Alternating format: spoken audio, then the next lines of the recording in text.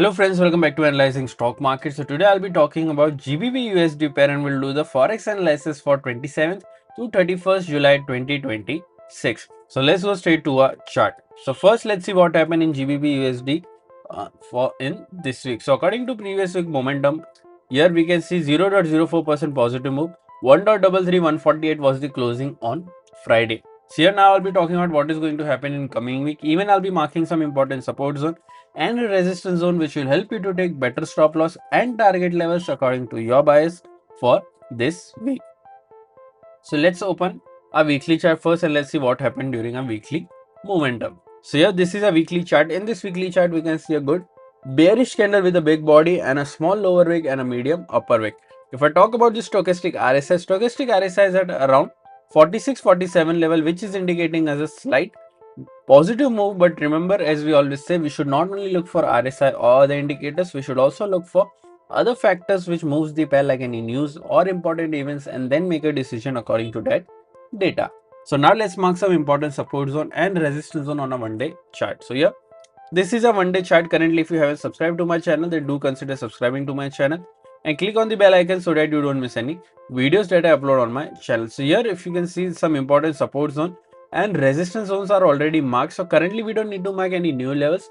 Let's straight away talk about the closing first. So here 1.33148 is the closing. Here the direct support is 1.32892. Direct resistance is 1.33155. After direct support, there is a support of 1.32677 and then 1.32430. After direct resistance, there is a resistance of 1.33352 and then 1.33560. So these are two important support zones and resistance zone which will help you to take better stop loss and target levels according to your bias for this week. So let's start our analysis for the daily chart. Before that, if you think or if you don't have enough capital to trade in forex market, then I've already given link in the description of prop firms where you can buy a challenge account and you can pass that challenge account. Then you will get a funded account where whatever profit you make, 80% will be yours and 20% the company will keep.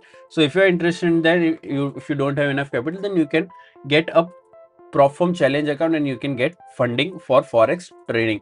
But if you feel these prop firms has very strict rules, or if you don't want to follow any rules while trading, then you can also open your live account where you can fund your own forex account with your own capital and you can trade in the directly in MT5, which is MetaTrader 5 platform.